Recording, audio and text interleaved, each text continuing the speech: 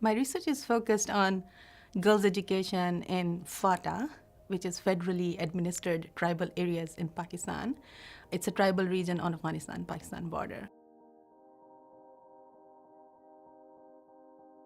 Actually, this region remained under violent extremism for decades. After that, the military operations started that created, that made this area like a war zone.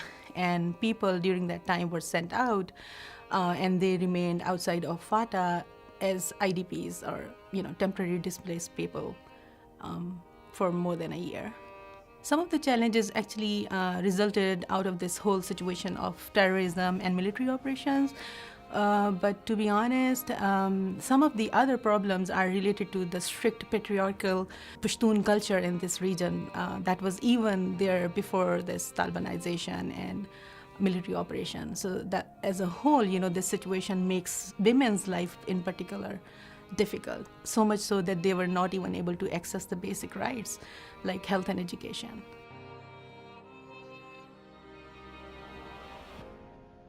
There are a few problems that are common to both boys and girls, but the specific problems that the girls are facing in this area are transportation, for example, because many schools, particularly in the secondary level, are really distant.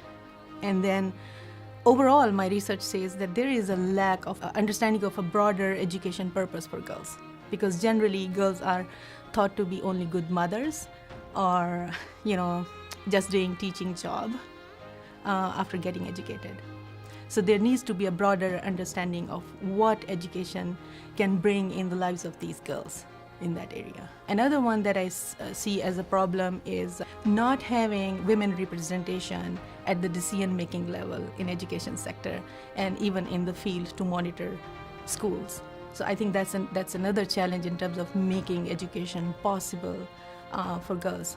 Generally speaking, there is always a concept about, even I said it in the beginning, that in this kind of a strict culture, parents are the ones who stop girls from going to school. My research says this needs some reconsideration because it's not 100% true. Because parents do want to send their girls to school, but there are so many other issues. For example, as I said earlier, not having a broader understanding of what their girls will do if they get educated. Jobs, in my view, are creating like a pull factor because parents and girls together want to have more jobs like doctors, and bankers. So that's one thing that I think can create a pull factor if it's there in FATA. I belong to a family where we are only 4 sisters, and in a culture that I belong to, having a boy in family is very important. And because I didn't have that, my parents didn't have a son, so that was a kind of challenge. I think there my father made the best decision, and that was to really give his daughters the strength so that they can lead their own life. And I think that was something happening at the back of my mind probably, that naturally, motivated me to really, do something in life.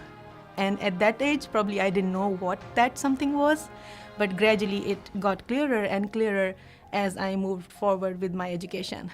Because my research is focused on FATA and its education policy for girls, definitely I would like to go back and work closely with the FATA government to improve policies around girls' education and make education possible for these girls in that area. Because I still remember, my talk with them, because all of them really inspired me.